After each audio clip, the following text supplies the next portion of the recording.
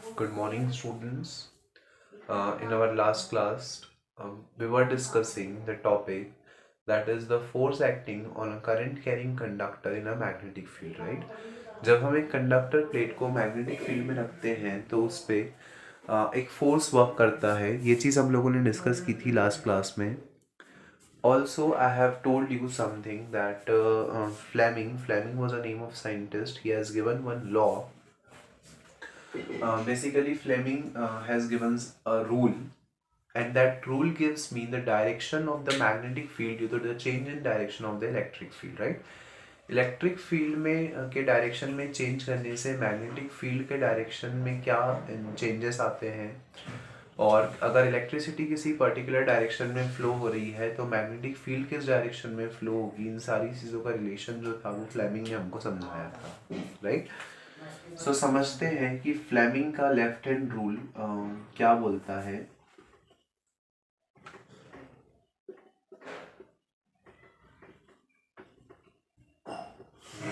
So Fleming's left hand rule states that अगर मैं अपने थंब, फोर फिंगर और मिडिल फिंगर को इस तरीके से स्ट्रेच करूं कि वो तीनों एक दूसरे के म्यूचुअली परपेंडिकुलर हों, like this, right? The thumb is pointing upward, forefinger is pointing this direction and the middle finger is pointing this direction. So if I stretch my left hand, this is the left hand rule, that's why I'm stretching my left hand here. So if I stretch my left hand such that all three must be perpendicular to each other, my thumb is representing one direction, forefinger is representing the other, and the middle finger is representing the third direction. And you can observe this कि ये तीनों एक दूसरे के mutually perpendicular है, मतलब कि 90 degree का एंगल बन रहा है इन दोनों के बीच में भी एज वेल एज इन दोनों के बीच में भी, राइट?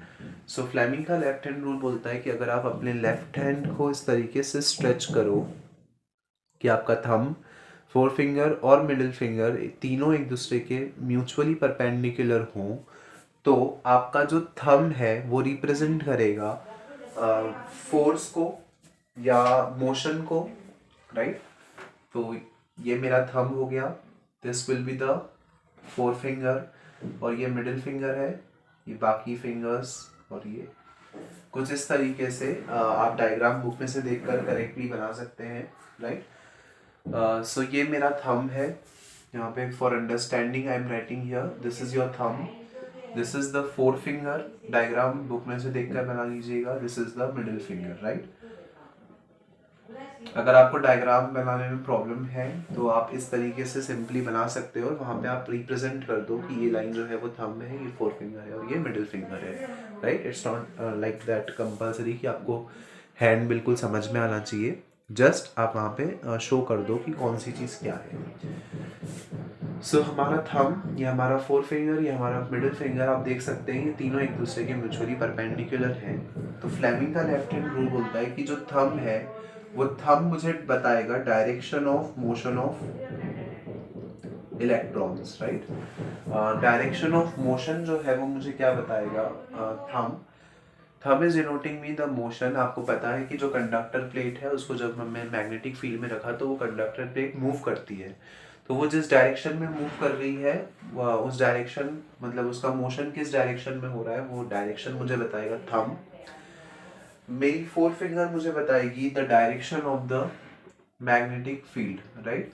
मैग्नेटिक फील्ड का direction will be represented by the four finger, और जो मिडिल फिंगर है वो हमको बताएगा डायरेक्शन ऑफ करंट। तो इस तरीके से अगर आपको तीनों में से किसी भी एक चीज का डायरेक्शन पता है तो हम ऑटोमेटिकली बाकी दो का डायरेक्शन जो है वो निकाल सकते हैं, राइट? बेसिकली तीनों जो है वो एक दूसरे के म्यूचुअली परपेंडिकुलर होते हैं। इलेक्ट्रॉन थंब वाला direction, four finger middle finger का डायरेक्शन, और जो फोर फिंगर मैग्नेटिक फील्ड का डायरेक्शन, और मिडिल फिंगर जो है वो करंट के डायरेक्शन को रिप्रेजेंट करेगा। एक सिंपल सा क्वेश्चन है, अगर हम मान लें कि हमारा पेपर है और ये एरो मुझे बता रहा है डायरेक्शन ऑफ मोशन, और ये एरोज मुझे बता रहे हैं direction of magnetic field, right. Magnetic field को मैंने MF लिख दिया है फॉर योर अंडरस्टैंडिंग ओनली, और you can, it is the magnetic field.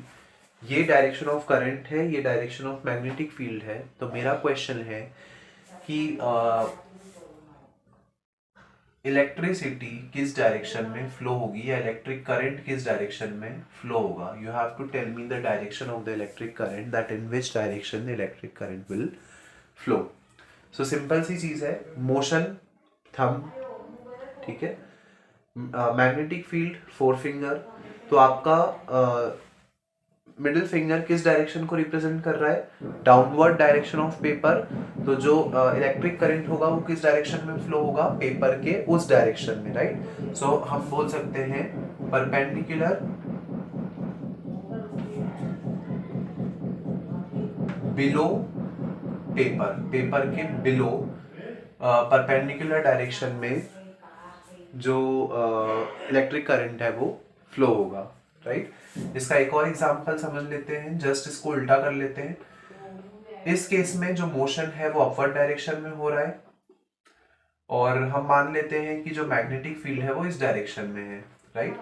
आपको बताना है कि इलेक्ट्रिक करंट किस डायरेक्शन में फ्लो होगा। तो मैंने मान लिया मोशन के लिए थंब, फील्ड के लिए फोर फिंगर। तो मेरी मिडिल फिंगर किस डायरेक्शन को पॉइंट कर रही है, अपवर्ड डायरेक्शन को। तो हम बोल सकते हैं कि जो इलेक्ट्रिक करंट है वो परपेंडिकुलर डायरेक्शन में फ्लो होगा, but upward to the paper, paper के अपवर्ड डायरेक्शन में। तो जो मैग्नेटिक फील्ड का डायरेक्शन होगा वो इस डायरेक्शन में होगा, सॉरी, इलेक्ट्रिक करंट का डायरेक्शन होगा वो इस पर्टिकुलर डायरेक्शन में होगा। सो इस तरीके से अगर सिंपल से आपको क्वेश्चंस पूछे जाते हैं फ्लेमिंग के लेफ्ट हैंड रूल पे, you can easily find out, आप इजीली बता सकते हो कि अगर आपको किसी भी दो चीज़ों का डायरेक्शन पता है तो हम तीसरे का डायरेक्शन ऑटोमेटिकली बता सकते हैं with the Fleming's left hand rule, right? So this was the important topic. You need to write a short note on the Fleming's left hand rule along with the diagram. काफ़ी सारे chances बनते हैं इस topic के exam में आने के। Now the next topic that we are going to study is the electric motor, right? आपको पता है बहुत सारे डिवाइसेस ऐसे हैं जहाँ पे हम इलेक्ट्रिक मोटर का यूज़ करते हैं। इलेक्ट्रिक मोटर बहुत सारे अप्लाइंसेस में यूज़ आने वाला डिवाइस है।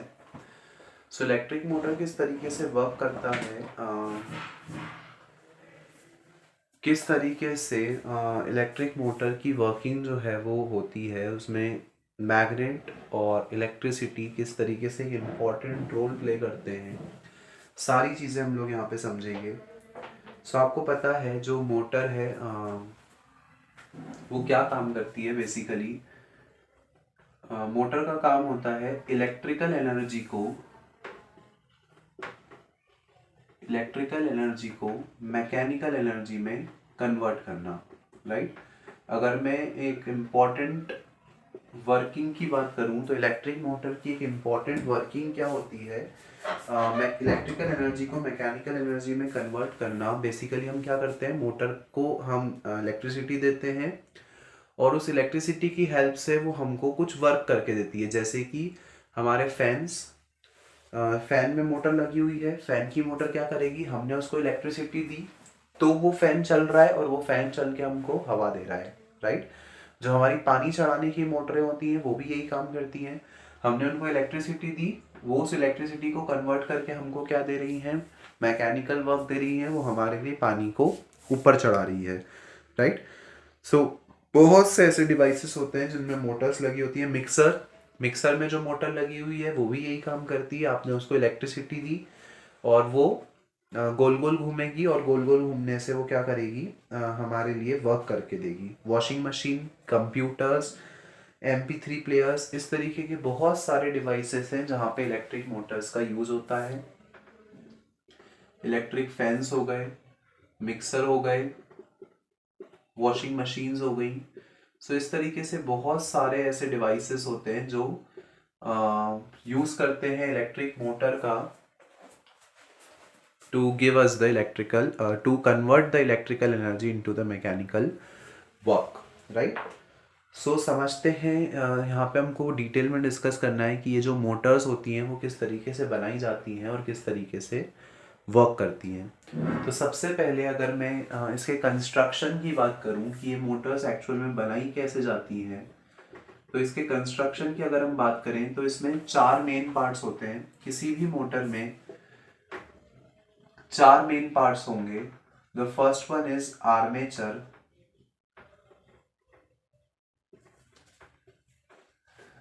Second would be split rings, third is brushes, and the fourth one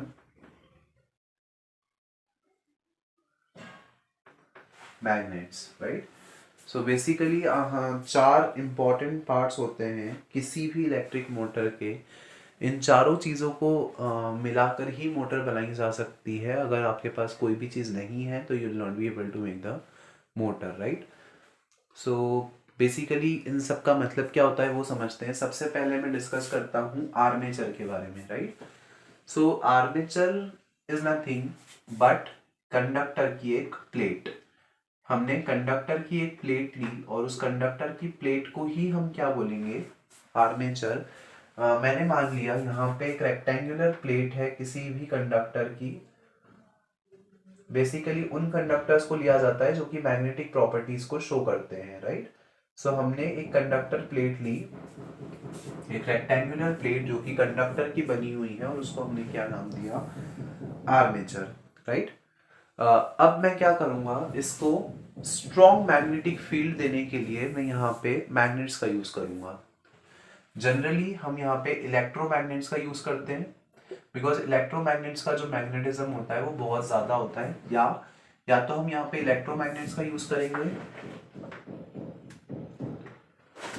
या ऐसे मैग्नेट्स का यूज करेंगे जो कि बहुत स्ट्रॉन्ग हो। और जनरली हॉर्सशू मैग्नेट जो है उसका मैग्नेटिज्म सबसे ज्यादा होता है, राइट? सो हॉर्सशू मैग्नेट या इलेक्ट्रोमैग्नेट्स का यूज किया जाता है to give the magnetism to produce the magnetic field around the armature, right?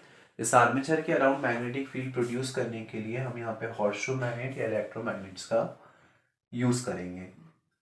अब बात की जा रही है इलेक्ट्रिकल एनर्जी की, तो जरूरी है कि इस प्लेट को हम इलेक्ट्रिकल एनर्जी दें। तो इस प्लेट को इलेक्ट्रिकल एनर्जी देने के लिए बेसिकली इसको कनेक्ट किया जाता है बैटरी के साथ। जब आपने इसको बैटरी के साथ कनेक्ट कर दिया तो हम इसको इलेक्ट्रिकल एनर्जी दे पाएंगे, राइट? तो हमने इस आर्मेचर प्लेट को बैटरी से कनेक्ट कर दिया है। This will be the positive terminal of the battery, negative terminal और एक की के साथ। आप बैटरी से नहीं कनेक्ट करके हम डायरेक्टली उसको एसी मेंस भी दे सकते हैं। तो जब आप उसको एसी मेंस दोगे तो भी वो वही वर्क करेगा, राइट? सो बैटरी डीसी के लिए, और अगर हम उसको एसी देना चाहते हैं, अल्टरनेटिंग करंट देना चाहते हैं, तो हम वहाँ पे डायरेक्टली उसको सप्लाई दे देंगे, राइट? सो आर्मेचर कंडक्टर की एक प्लेट हो गई, मैग्नेट स्ट्रॉन्ग इलेक्ट्रोमैग्नेट्स का हमने यूज किया या हॉर्सशू मैग्नेट का यूज किया। अब बात आती है स्प्लिट रिंग्स की, राइट?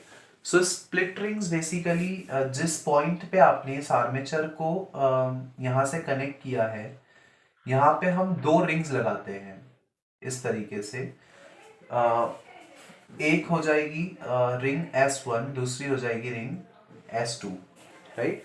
बेसिकली ये जो रिंग्स हैं ये क्या काम करती हैं? इन रिंग्स का काम होता है, ये रिंग्स बनाई कैसे जाती हैं? Actually these are the half rings. ये रिंग्स कुछ इस तरीके से होती हैं, लाइक दिस और लाइक दिस, राइट? तो ये हाफ रिंग्स होती हैं। बेसिकली आपने कंडक्टर की एक रिंग ली, उसको 2 पार्ट्स में कट कर दिया। एक हो गई आपकी रिंग S1, दूसरी हो गई रिंग S2। इनको बोला जाता है स्प्लिट रिंग्स। इन स्प्लिट रिंग्स का काम होता है करंट को चेंज करना। मतलब जब हम इस प्लेट में करंट को फ्लो करवाएंगे तो हम कुछ इस तरीके से करंट को फ्लो करवाएंगे कि एक बार जो करंट है वो क्लॉकवाइज फ्लो होगा और दूसरी बार एंटी क्लॉकवाइज होगा। तो ये जो शिफ्टिंग होती है कि कब क्लॉकवाइज होना चाहिए और कब एंटी क्लॉकवाइज होना चाहिए, इसकी जो शिफ्टिंग होती है, इस शिफ्टिंग का काम करती है ये स्प्लिट रिंग्स, राइट? तो split ring basically metallic ring है। उस मेटेलिक रिंग को हमने 2 पार्ट्स में डिवाइड कर दिया और डिवाइड करने से 2 रिंग्स बन गई। दोनों रिंग्स को हमने नाम दे दिया S1 एंड S2। इसके अलावा यहाँ पे कार्बन ब्रशेस भी होते हैं। बेसिकली ये जो ब्रश होते हैं वो कार्बन के बने होते हैं। कार्बन ब्रशेस जो हैं वो इसकी इफिशियंसी कम नहीं हो, इसकी इफिशियंसी, वर्किंग इफिशियंसी जो है वो बनी रहे, इस चीज़ का ध्यान रखते हैं, राइट। सो इन स्प्लिट रिंग्स के पास में कार्बन ब्रशेस लगा दिए जाते हैं इस तरीके से। ये रिंग है S1, कार्बन ब्रशेस लगा दिए गए, यहाँ पे B1, ये हो गया B2। दो कार्बन ब्रशेस दोनों स्प्लिट रिंग्स के ऊपर लगा दिए। इस कार्बन ब्रशेस का काम है कि वो इफिशियंसी को कम नहीं होने देते हैं। सो इस तरीके से हमारी जो मोटर है वो कंप्लीट होती है। इस तरीके से एक इलेक्ट्रिक मोटर जो है वो बनाई जाती है, राइट। अब समझेंगे कि इलेक्ट्रिक मोटर एक्चुअल में वर्क कैसे करती है। कंस्ट्रक्शन हो गया, किस तरीके से हमने बनाई, उसके सारे पार्ट्स को हमने डिस्कस कर लिया। अब समझते हैं कि एक इलेक्ट्रिक मोटर की वर्किंग किस तरीके से होगी। How does the electric motor works, कैसे एक इलेक्ट्रिक मोटर को इलेक्ट्रिक एनर्जी देने से वो मैकेनिकल हमको वर्क करके देगी, वो चीज़ हम समझते हैं यहाँ पे। सो बेसिकली एक्चुअल में क्या होता है, जब आपने बैटरी का पॉजिटिव टर्मिनल यहाँ से कनेक्ट किया, इसको नाम दे देते हैं A, B, C और D, राइट। जब आपने इस आर्मेचर को बैटरी से कनेक्ट किया है तो इस आर्मेचर में करंट फ्लो होगा। अभी हम क्लॉकवाइज डायरेक्शन में करंट फ्लो करवा रहे हैं, मतलब ABCD direction of flow of current अभी क्या है, A से B, B से C, C से D और D से अगेन वो यहाँ पे चला जाएगा, राइट। तो direction of flow of current क्या है, ABCD, जिसको कि हमने एरो की हेल्प से रिप्रेजेंट भी कर दिया। सो जब direction of flow of current ABCD है तो आपको फ्लेमिंग के लेफ्ट हैंड रूल से पता है कि अगर करंट इस डायरेक्शन में फ्लो हो रहा है, इसका मतलब इलेक्ट्रॉन्स जो है वो इसके अपोजिट डायरेक्शन में फ्लो होंगे, मतलब कि इलेक्ट्रॉन्स जो है वो इस डायरेक्शन में फ्लो हो रहे हैं, राइट। ऑल्सो आपको एक चीज पता है कि जो मैग्नेटिक फील्ड है वो इस डायरेक्शन में है, क्योंकि नॉर्थ इधर है और साउथ इधर है। तो जो मैग्नेटिक फील्ड होगी, जो मैग्नेटिक फील्ड होगी वो नॉर्थ से साउथ की तरफ होती है। सो मैग्नेटिक फील्ड जो हो गई वो इस डायरेक्शन में हो गई। तो ये हो गया मोशन ऑफ इलेक्ट्रॉन, ये हो गया फील्ड। तो उस केस में जो करंट होगा वो किस डायरेक्शन में फ्लो होगा, हमारे पास करंट का डायरेक्शन ऑलरेडी है, तो हम करंट का डायरेक्शन ले लेते हैं। ये हमारे पास हो गया करंट का direction, that is in this direction, जो कि 4 फिंगर से रिप्रेजेंट होता है। और मैग्नेटिक फील्ड का डायरेक्शन हो गया ये। तो उस केस में जो मोशन होगा वो कैसा होगा, डाउनवर्ड। मतलब कि हम ये बोल सकते हैं कि जब क्लॉकवाइज डायरेक्शन में करंट फ्लो हो रहा है तो उस कंडीशन में फ्लेमिंग के लेफ्ट हैंड रूल से इस AB पर जो फोर्स अप्लाई होगा वो डाउनवर्ड डायरेक्शन में होगा, और CD पे जो फोर्स अप्लाई होगा वो अपवर्ड डायरेक्शन में होगा, right. We can say this easily by the Fleming's left hand rule, क्योंकि यहाँ पे करंट की डायरेक्शन ये है, मैग्नेटिक फील्ड की डायरेक्शन ये है, राइट। सो जो मोशन होगा वो डाउनवर्ड डायरेक्शन में होगा और यहाँ पे जो मोशन होगा वो अपवर्ड डायरेक्शन में होगा। इसका मतलब ये AB जो वाला जो पार्ट है वो नीचे आएगा और CD वाला पार्ट ऊपर जाएगा। तो ये आर्मेचर प्लेट थी, वो अब इस तरीके से मूव कर रही है, AB पार्ट नीचे जा रहा है और CD पार्ट जो है वो ऊपर आ रहा है, लाइक दिस, राइट। सो इसका मतलब ये जो आर्मेचर प्लेट है वो रोटेट करेगी, और जैसे ही उसने हाफ रोटेशन कंप्लीट किया तो हम कुछ इस तरीके से सर्किटिंग करते हैं कि जैसे ही उसका हाफ रोटेशन कंप्लीट होगा, यहाँ से जो टर्मिनल्स हैं वो चेंज हो जाएंगे, राइट। इन स्प्लिट रिंग्स की हेल्प से टर्मिनल्स चेंज हो गए, और अब क्या होगा, जो direction of flow of current होगा वो इस डायरेक्शन में होगा, दैट इज DCBA। अब डायरेक्शन करंट किस डायरेक्शन में फ्लो हो रहा है, DCBA, और चूंकि डायरेक्शन करंट का डायरेक्शन जस्ट अपोजिट हो गया है तो उस कंडीशन में अब AB ऊपर जाएगा और CD नीचे जाएगा, राइट। मतलब पहले हाफ में आर्मेचर इस तरीके से मूव कर रहा है, दूसरे हाफ में इस तरीके से। तो इस clockwise anti clockwise, clockwise anti clockwise, इस तरीके से जो आर्मेचर है वो मूव करता रहता है। और जब आर्मेचर इस तरीके से मूव करता रहेगा क्लॉकवाइज और anti clockwise, again clockwise anti clockwise, so basically ये जो प्लेट है वो रोटेट मतलब मूव हो रही है। और जब वो मूव हो रही है तो इसका मतलब हम ये बोल सकते हैं कि जो इलेक्ट्रिकल एनर्जी है वो मैकेनिकल एनर्जी में कन्वर्ट हो रही है। और इसी तरीके से कोई भी इलेक्ट्रिकल अप्लायंस जो है, whether it can be any of the electrical appliance, वो इसी प्रिंसिपल पे वर्क करता है।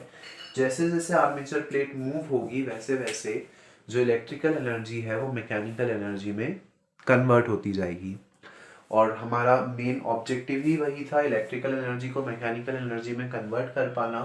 इन सबको हमने जितनी भी इलेक्ट्रिसिटी दी थी उस इलेक्ट्रिसिटी को उसने यूज़ किया मैकेनिकल वर्क करने में, राइट। सो इस तरीके से ये वर्किंग प्रिंसिपल होता है किसी भी इलेक्ट्रिक मोटर का। इस तरीके से कोई भी इलेक्ट्रिक मोटर जो है वो वर्क करती है, right. So this is also the important topic. Actually motor और जनरेटर दोनों इंपॉर्टेंट टॉपिक बनते हैं इस चैप्टर में से। चूंकि अब जनरेटर नहीं आ रहा है, generator is omitted from your syllabus, so there are more chances कि electric motor जो है that can be asked to you in the examination, right? So you need to prepare this topic really well. So that's all for today's class, students. In our next class we are going to study the next further topics. Thank you.